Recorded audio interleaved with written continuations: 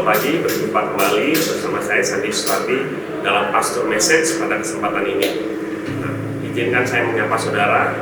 Harapan saya, saudara semua ada dalam keadaan baik, sehat, dan dalam pemeliharaan Tuhan kita yang sempurna. Pada kesempatan ini saya ingin sharing satu topik tentang bagaimana kita memancarkan identitas Allah di dalam kehidupan kita. Nah, beberapa waktu yang lalu kita tahu bahwa ada ganda putri Indonesia yang menorehkan sejarah. Mereka bukan saja sebagai satu-satunya ganda putri yang sejak Olimpiade dimulai tembus ke semifinal, tapi mereka juga berhasil tembus ke final, bahkan merebut medali emas. Nah, kita patut berbangga hati, kita patut bersyukur di tengah-tengah pandemi negeri kita masih ada orang-orang yang memberikan hasil yang luar biasa bagi bangsa kita. Bertepatan pula dengan bulan kemerdekaan, sehingga ini dianggap sebagai kado kemerdekaan Republik Indonesia. Mereka melakukan suatu perbuatan yang besar, mereka melakukan suatu hal-hal yang besar bagi bangsa dan negara Republik Indonesia.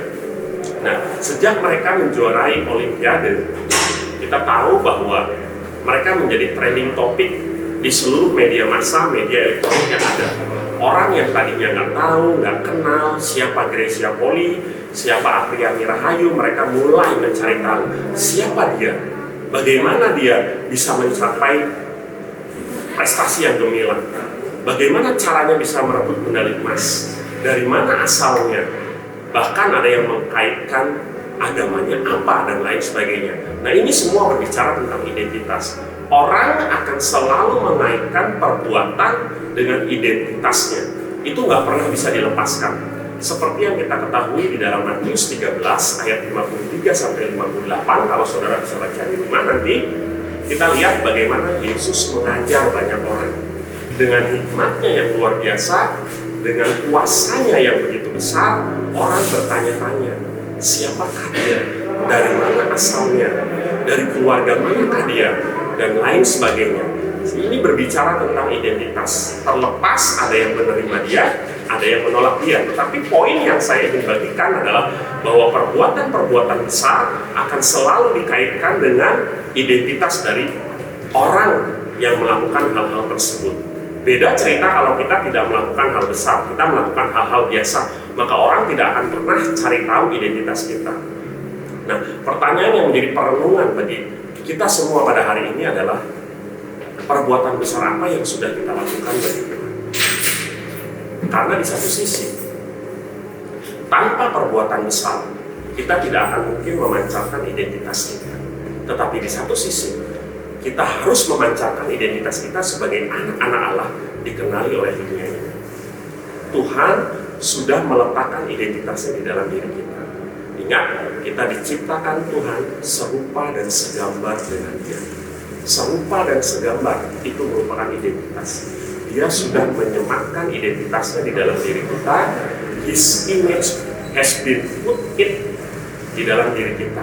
Pertanyaannya, sudahkah kita melakukan hal-hal besar? Nah, saya bawa saudara lebih lanjut. Dalam 1 Petrus 2 ayat 9 dikatakan bahwa tetapi kamulah bangsa yang terpilih, imamat yang rajani, bangsa yang kudus, umat kepunyaan Allah sendiri. Supaya, ada kata supaya di sini, kamu memberitakan perbuatan-perbuatan yang besar dari Dia, yang telah memanggil kamu keluar dari kegelapan kepada terangnya yang ajaib. Jadi, Tuhan memilih kita keluar, mengangkat kita keluar dari kegelapan kepada terangnya yang ajaib untuk satu tujuan, for one reason, yaitu untuk melakukan perbuatan-perbuatan yang besar. Itu yang Tuhan inginkan. Ya, perbuatan besar yang seperti apa? Apakah kita harus juara Olimpiade? Apakah kita harus mendonasikan uang kita sebesar 2 triliun baru kita akan dicari orang? Apakah yang seperti itu yang dimaksud dalam perbuatan-perbuatan besar? Dan saya akan bawa lebih lanjut pengertian tentang perbuatan-perbuatan besar yang dimaksudkan di dalam ayat ini. Nah, dalam King James Version itu dituliskan perbuatan-perbuatan yang besar itu for the praise. For the praise mengandung makna to declare, to publish, to proclaiming Him with good moral, purity, and modesty. Artinya segala sesuatu atau perbuatan yang mengandung moral yang baik, penuh kemurnian, kebajikan, dan kesopanan yang ujung-ujungnya adalah untuk mendeklarasikan, mempublikasikan, dan memproklamasikan dia. Itulah yang dimaksud dengan perbuatan yang besar. Itulah yang harus kita lakukan. Perbuatan besar kita harus mengandung good quality, excellence of any kind in God, about His goodness, His wondrous deed, or those things which make it proper to praise Him. Artinya segala sesuatu, kualitas yang baik, kualitas hidup yang baik, mutu yang baik, ya, dengan mengandung kebaikan Tuhan, pekerjaan-pekerjaan yang baik, atau segala sesuatu yang ujung-ujungnya adalah untuk mempermuliakan Tuhan. Itulah yang disebut dengan perbuatan yang besar. Itu yang dimaksud oleh Tuhan supaya kita lakukan di dalam kehidupan kita. Yesaya 43:21 menegaskan bahwa umatku yang telah kubentuk bagiku akan memberitakan kemasyuranku. Artinya kita wajib sebagai umat Tuhan yang telah Dia bentuk untuk memberitakan kemasyuran Tuhan. Sebab ada begitu banyak perbuatan besar, ada begitu banyak moral yang baik, hidup yang baik, tetapi ujungnya dia tidak mempermuliakan Tuhan. Itu bukan perbuatan yang baik, bukan perbuatan yang besar yang dimaksudkan di dalam ayat 1 Petrus 2 ayat 9. Tetapi perbuatan besar yang dimaksudkan oleh Tuhan adalah segala yang baik, kualitas yang baik, moral yang baik, penuh kemurnian, kebajikan, yang ujungnya untuk mempermuliakan. Itulah perbuatan-perbuatan yang besar yang Tuhan maksudkan. Jadi saudara nggak harus juara olimpiade, saudara nggak harus mendonasikan 2 triliun, tetapi jika saudara mampu, puji Tuhan. Nah, saya akan tutup dengan sebuah kesaksian. Beberapa tahun yang lalu, saya pernah didatangi oleh seseorang yang saya tidak kenal sama sekali. Dia ternyata berasal dari daerah Sumba. Ya. Dia bercerita kepada saya bahwa dia sudah kehabisan uangnya untuk berobat mata di rumah sakit mata di Cicendo.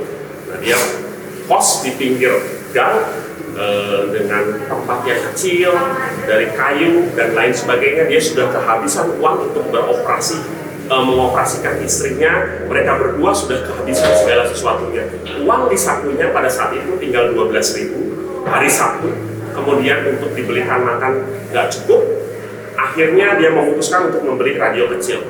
Nah, kebetulan kami yang bergerak di bidang MK, yaitu wadah pembinaan rohani yang membawa orang untuk mengenal Tuhan, memberikan iklan di Maestro FM, dan dia mendengar iklan itu. Keesokan harinya dia datang ke gereja. Pada saat itu kita masih beribadah di Giant, lantai atas. Kemudian saya kirim ke wadah MK, dan kita di situ ajarkan tentang bagaimana kita mengenal Tuhan. Saya hanya mengajarkan perbuatan sederhana, mengajarkan dia berdoa, mengajarkan dia saat teduh, dan selama sebulan kurang lebih kami tim bergantian datang ke kosnya, menopang kehidupannya, mengajarkan dia saat teduh setiap pagi, mengajarkan dia berdoa. Itu yang kami ajarkan. Perbuatan yang nampaknya sederhana. Nah, sebelum Champion Gathering dimulai, karena satu hal, mereka harus kembali ke Sumba karena anaknya mengalami sakit keras, dan kami mengakumulasikan dana, kita berpatungan satu dengan yang lainnya untuk membiayai dia kembali ke Sumba. Nah, setelah bertahun-tahun kami nggak ketemu, kami lost kontak karena nomor telepon yang dipakai sudah tidak bisa dihubungi lagi. Kami sempat kekhawatiran akan kembali pada kehidupannya yang lama. Tetapi saya ingat waktu kita berpisah di stasiun, saya peluk dia, saya ajak dia berdoa, dan kami menangis bersama-sama untuk berpisah. Setelah bertahun-tahun, tiba-tiba dia datang ke Bandung. Dia telepon saya ke satu hotel. Saya kaget. Waktu saya bertemu, dia lari, dia peluk saya, dia nangis, dan dia ceritakan segala sesuatunya. Dia ingin bersaksi di ibadah raya untuk keesokan harinya.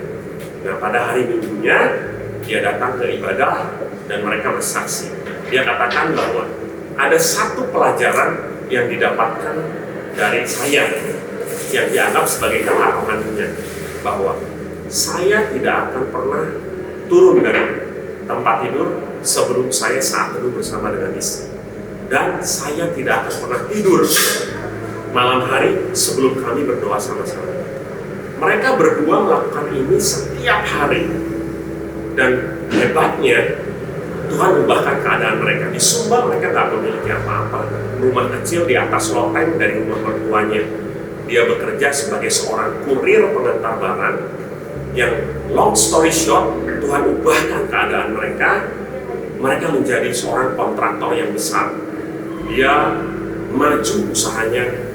Karena saya percaya ada penyertaan Tuhan, dia setia dengan perkara-perkara kecil. Dia banyak menyumbang, mendonasikan uangnya bagi gereja-gereja yang tak mampu di sana. Dan itu semua dimulai waktu saya mengajarkan berdoa, waktu saya mengajarkan saat teduh kepadanya. Saya begitu bersyukur, saya nangis di mimbar waktu dia berbicara seperti itu. Dia katakan bahwa saya tidak melihatmu sebagai seorang kakak rohani, tapi saya melihat ada Kristus yang keluar di dalam kehidupanmu. Waktu dia katakan seperti itu, saya terbata-bata, saya nggak bisa berbicara apa-apa.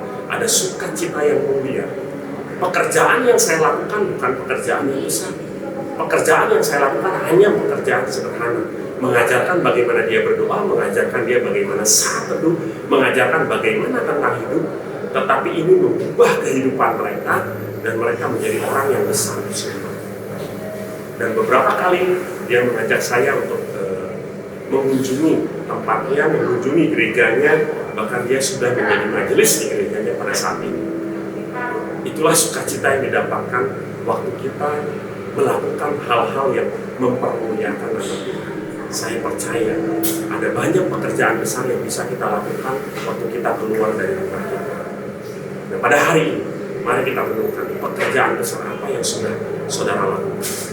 Kalau saudara belum, mari kita lakukan pekerjaan-pekerjaan besar. Nggak harus yang fenomenal, sesuatu yang sederhana, tetapi yang ujungnya bisa mempermuliakan Tuhan. Itulah pekerjaan besar yang dimaksudkan di dalam firman. Terima kasih, Tuhan memberkati.